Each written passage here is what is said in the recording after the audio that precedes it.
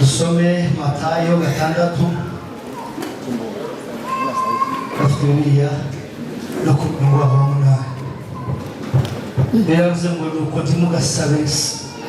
timugase nabo kukoso azi byo mukenye mutaramusaba nuko musenge mucyamuti yosengesho murabizi ndabakose rumijuru Matayo 6:8 Matthew chapter 8 verse. Wanasiwe sana uyobibaza impamvu Imana usaba gusenga kandi sibyo bikini.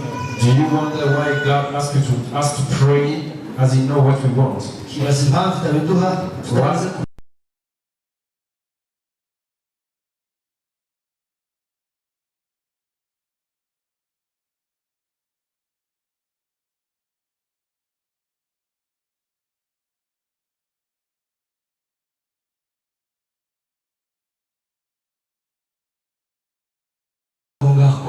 I'm not the preacher, but take that.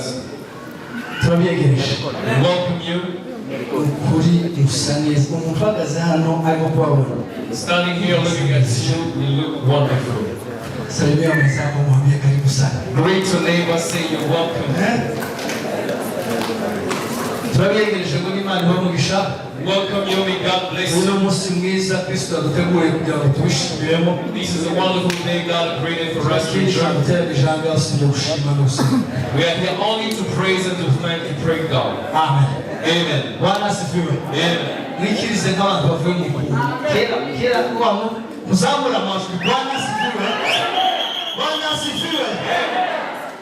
Kiri igiterane cyitwa Covenant Day. It's the Covenant Day. Gitegurwa na Gisubizo muri Kenya. Prepared by Gisubizo Kenya. Ishuri yitahiwe n'Kitengela. This is the time for Gisubizo. Nyabara twakire president wa branch ya Kitengela. Let's welcome the president of Kitengela branch. Azara twakire n'abashitsi.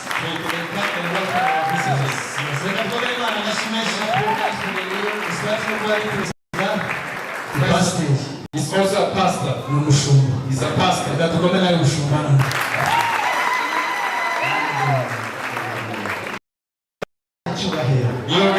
Hallelujah!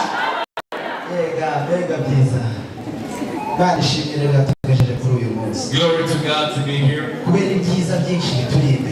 All the beautiful things that I've heard took people from different places. Allow me to rush up and then enter with the word of God. First of all, I welcome all the members of Kitengela, from all your churches. May God bless you. Thank you for the responding of all. You are very precious unto us. ndiyegereza umuyobozi cyangwa se abayobozi batuyoboye muri uwo muhana bakiramani bacu sinzi ko bahageze. We want to welcome chairmen. If they are here, they can start. Kare navuganye na chairman gahunda sinabana baba bakora. I talk with one of them saying that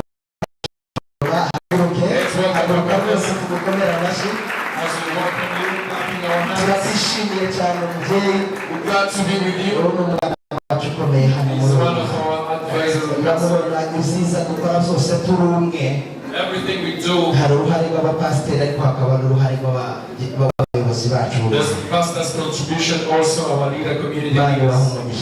May God bless you. hanyuma reka niyegereze abaminisiteri. Let's welcome all the ministries. Mvuga izina rya ministeri yose izi gukorera hano iwacu. Without mentioning the name of all the ministries. Turabiyegereje Imana yo mu ijuru bahamugisha. You are welcome and God bless you. Nihuse rero reka ninjire kuri Gisubizo niyegereje Gisubizo ya hano iwacu. Muragize neza ko mutegurira igiterane cyiza nk'iki. Aho muri muhaguruke turakomera amashyi.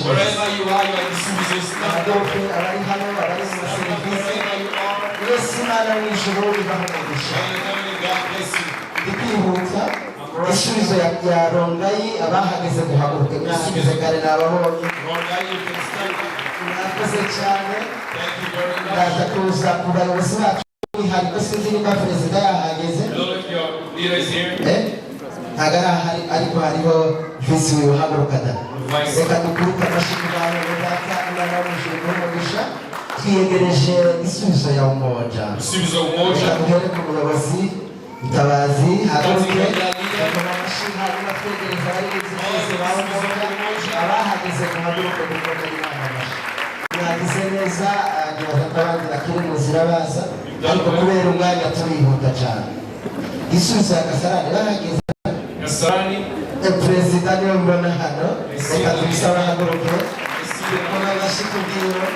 Asante sana aho abandi baza kuzira tubukoma amashyi kubwabo turabishimiye cyane. Ndi kwihuta ntaragera kuri coordination hariho umuntu ushaka kwiyegereza by'umwihariko. I want to welcome someone in particular. Iyi Gisubizo mubona yanganye gutya muri Kenya. This Gisubizo you see here, hari uwazanye igitekerezo cyayo wa. Someone brought an idea. Reka tuhagurutse Joshua haguruke. Uyu mubona twavuye mu gitekerezo cyiwe. It's come from his idea. This one. Uretse gatahaguruka gatoya.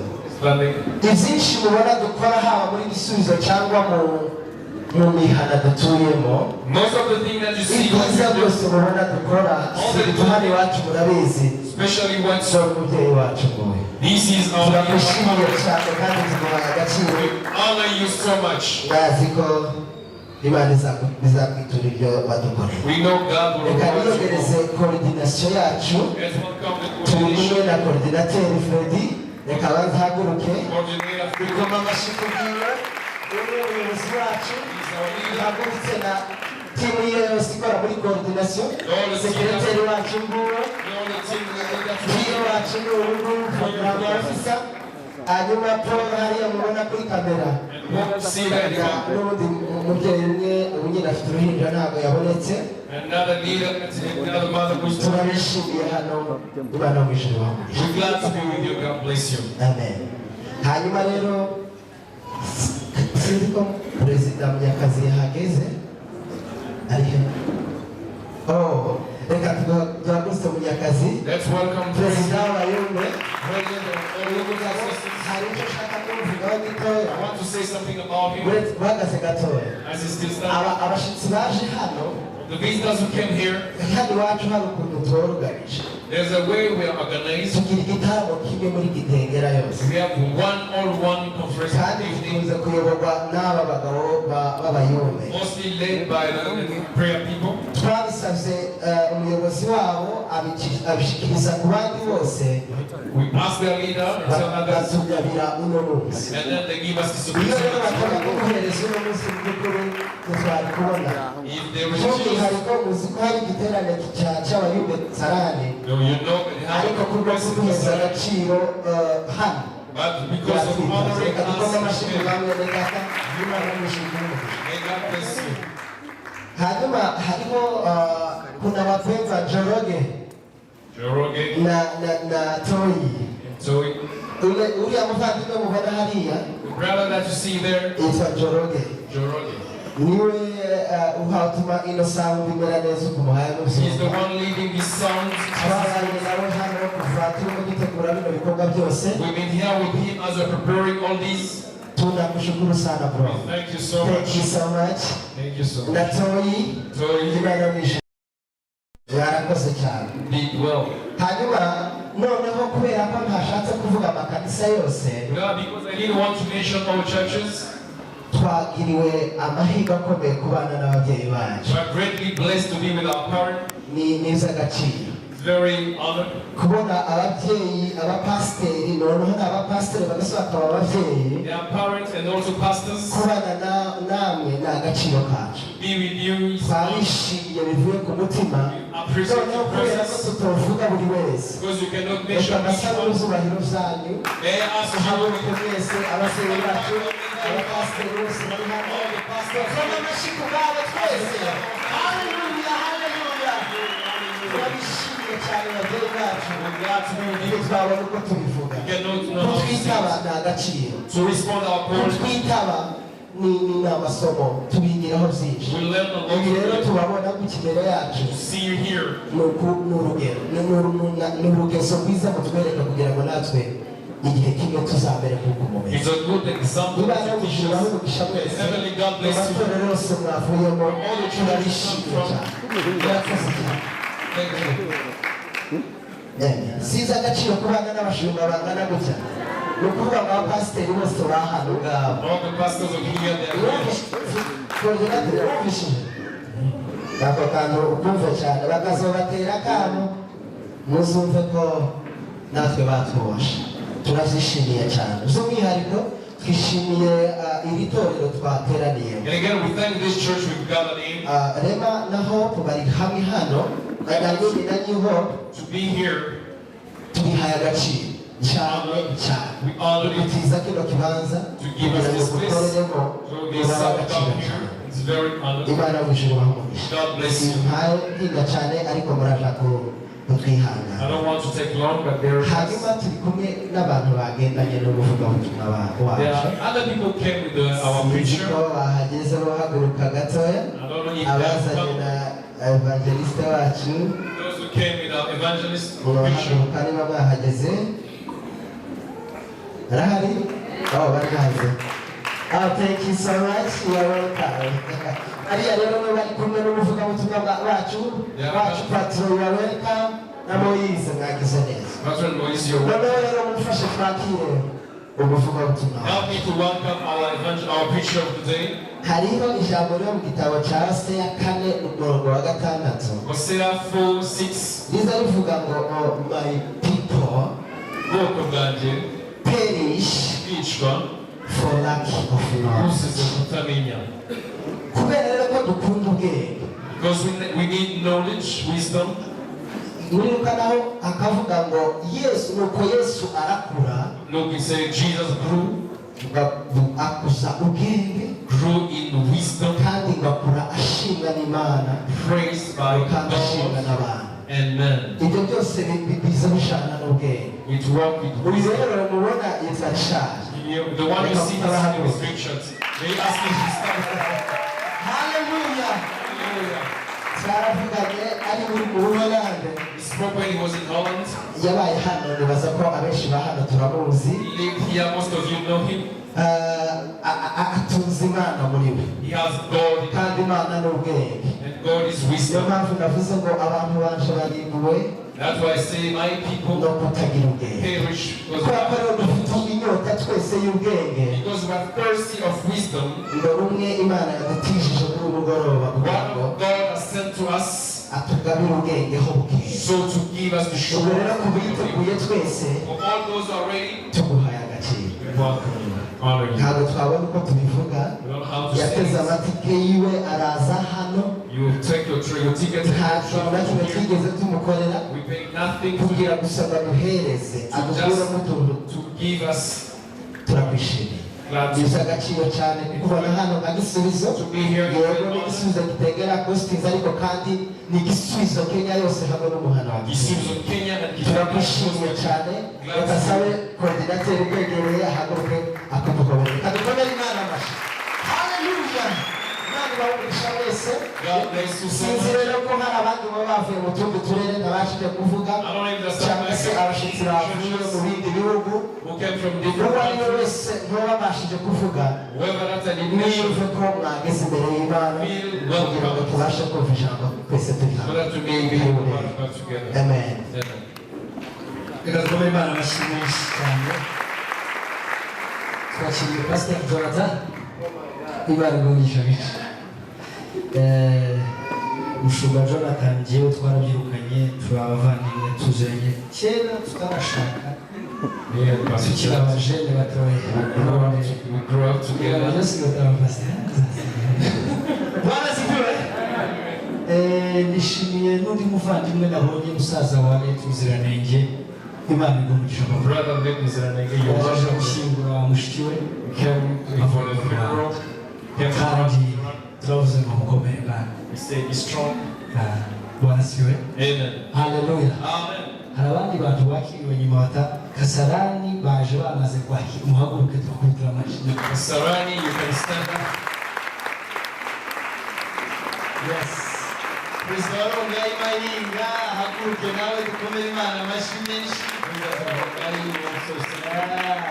Urabona ibintu bimeze byiza. Isn't it good? Ikintu njyewe cyanteye umunezero kuruta ibindi bintu byose. What's pleases me more than everything? Kubona abapasiteri bicaye hano. To see these pastors here. By'ukuri pasiteri Truly pastors.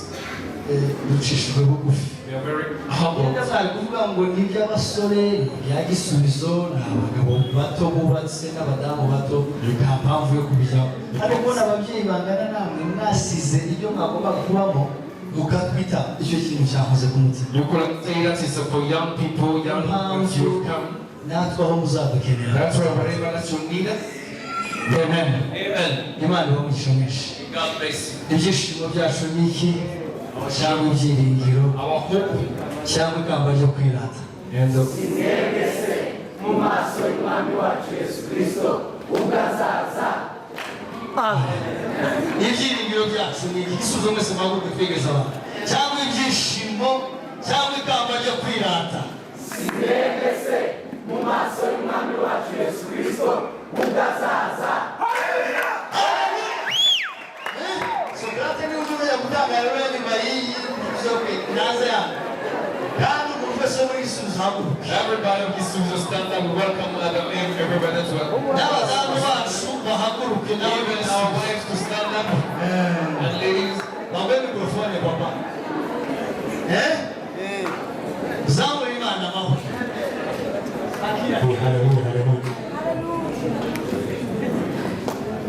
Amen. hanyuma twakira itorero ryose abantu batwitase bangana gutya uri ni by'agaciro bana siko mureke gukomera abantu bose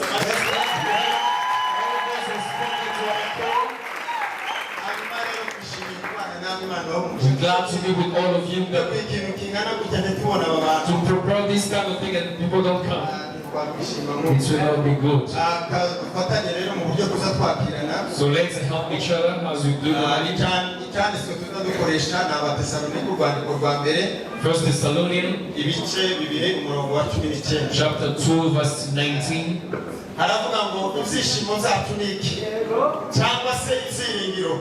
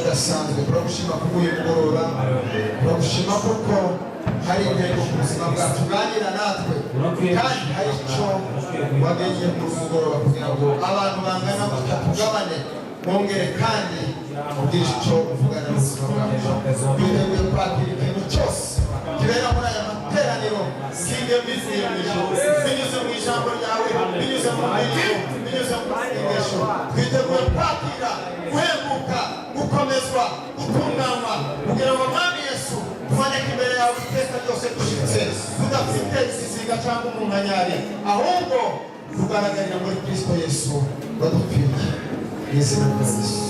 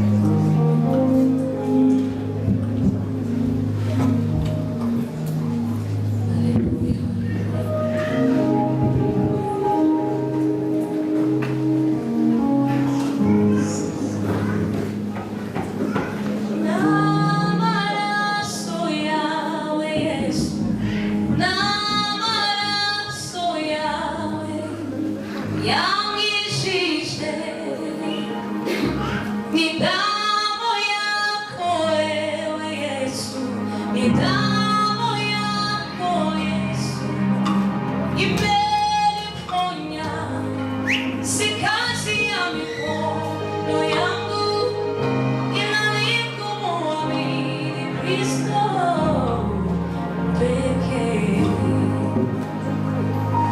Sikungi milimo yanjye, nikumva kwizera Kristo wenyine n'amaraso yawe, n'amaraso yawe Yesu, n'amaraso yawe yanyijije, n'amaraso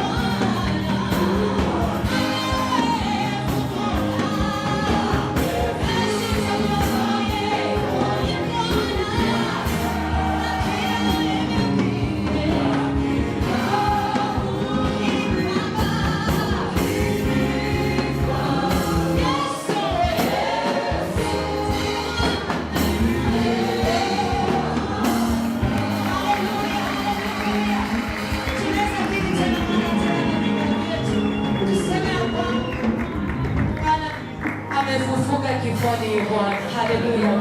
You Bwana. You Bwana. Amefufuka kifoni Bwana. Na kila ulimi ukiri kwamba Yesu ndiye Bwana.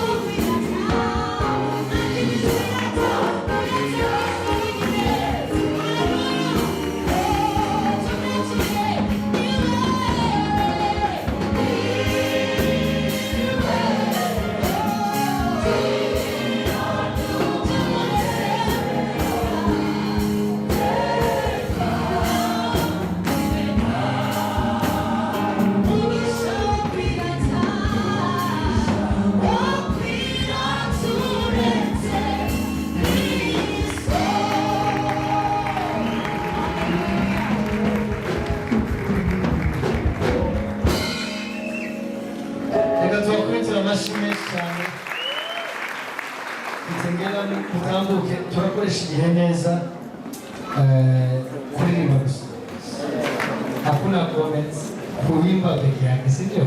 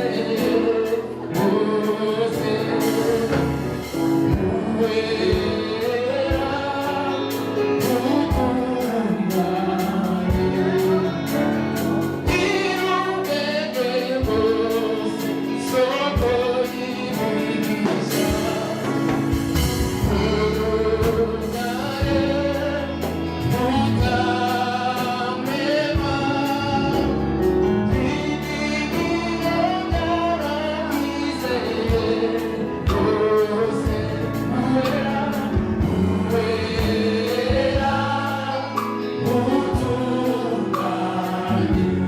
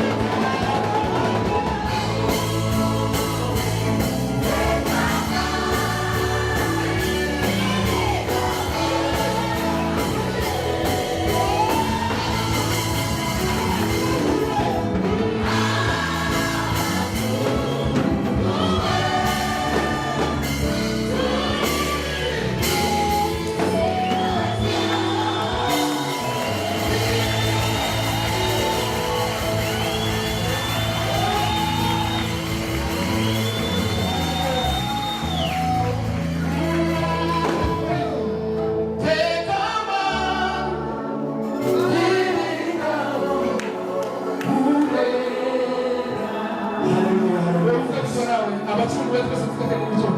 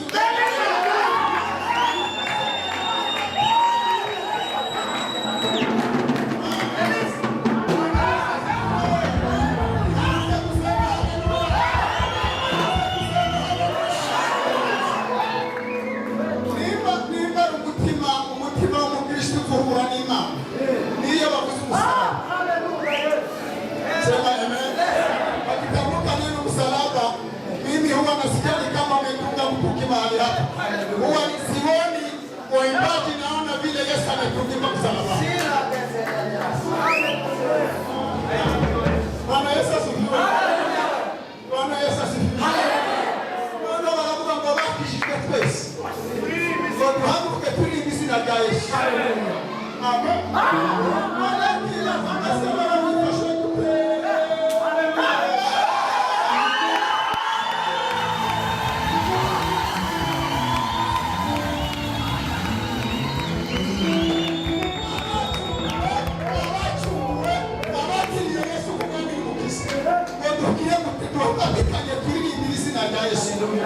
Na niba jishe hiki tukulima sadaka gani unaweza kutolea Mungu? Hakuna dhabihu, hakuna sadaka isipokuwa wewe kupeleka mbele za Mungu. Mwambie kwa sababu nimekombolewa kwa damu ya dhamana kwa bure. Imani wa kuzuri. Amen. Amen. Haleluya. Hiyo bigeza zanile bahuna baba. Kuna wachungaji nimeambia masaba imepita. Nababwira ngo Imana yampebesheje inzoga. Inzoga ikagura ku nzoga. Nageza mfata kesi ya primus. Bakampingira amafaranga. Hari umugabo witwa Motomoto yitavye Imana yazanye $100 zirambika ku meza. Arambwira ngumwe nurangiza kesi ya primus. Uratwara izi faranga. Ndayinywa ndahaguruka ndagenda. Nta muntu wanteguye, nta wandengeje, sinahwera n'umuco cyane.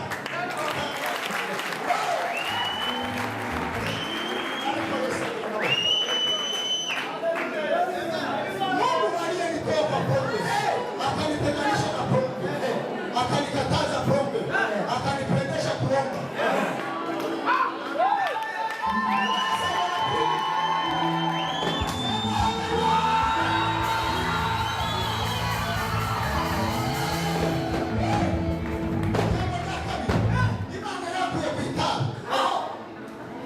Nagasa mu gisoko kwa mafaranga itabi nagasa nigura kuwa mbere kiyaga ibarimo pake 10 icyumweru nagasa gishira kivi nagasa mukiri itabi sakenda zyo.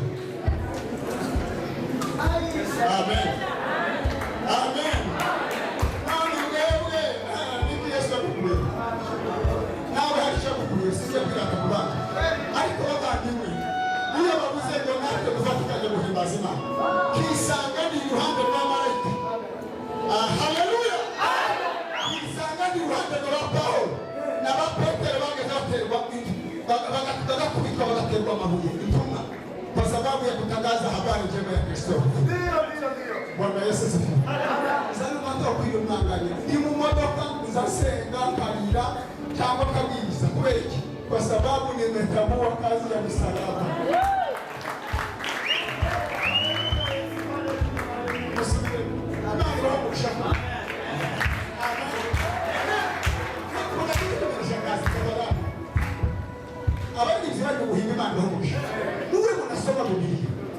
Nyimbo kando na Biblia hakuna impact basic. Alikiyo mukoza ku ijambo ryanditse muri Biblia. Mwambo koza kutuka wina. Mungu awabariki. Mweke kandi haleluya. Shije bitanga na ku. Mwiko pesi. Sasa Kiswahili.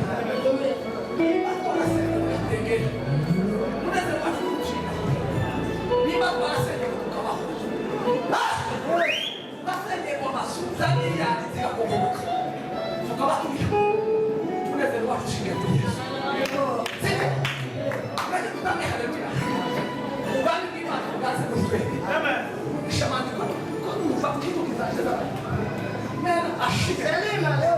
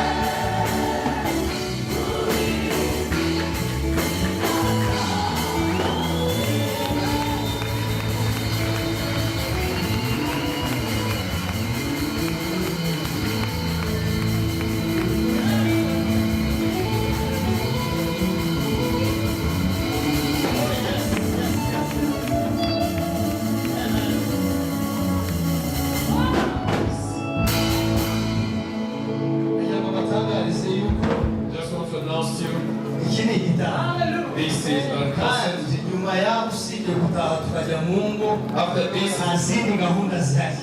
is just to go back home, no other program. Nyuma y'ijambo After the word, ndaza gusaba abashumba bose bateraniye hano we'll ask all the pastors here imbabazi z'Imana and the grace of God baze kudusengera cyangwa utaha tugasenga. pray for us. Nabwira ikintu dusengera. I'll tell you what to pray for. Ibi bintu byo muri iki gihugu uretse gusobanura papa byatangiye ari imikino ariko bimaze kubona intera bimaze gufata. Nta kibazo abantu muri ku mbuga nkoranyambaga hasohotse noneho kalendire y'iminsi 10 igihugu gikinze n'imyigaragambyo gusa.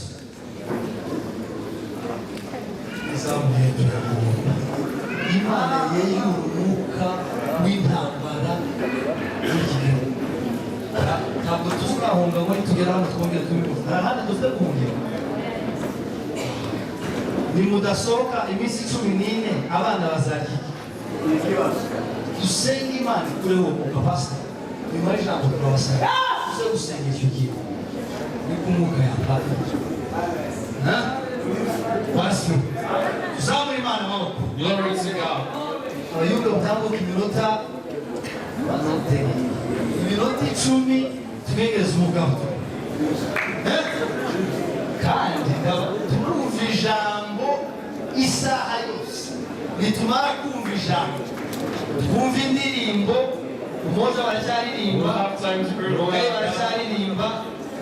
Sarani baracyaririmba. Nitumara gusenga. Again. Hari gahunda gufite nyuma y'igitaramo. After this, we are here. Abantu ba Kasarani nibo bataha. Sarang, they are the one who talk. Turabacumbikira. We have places. Minota 10 tikuyirenze. Yegereza umutima w'Imana.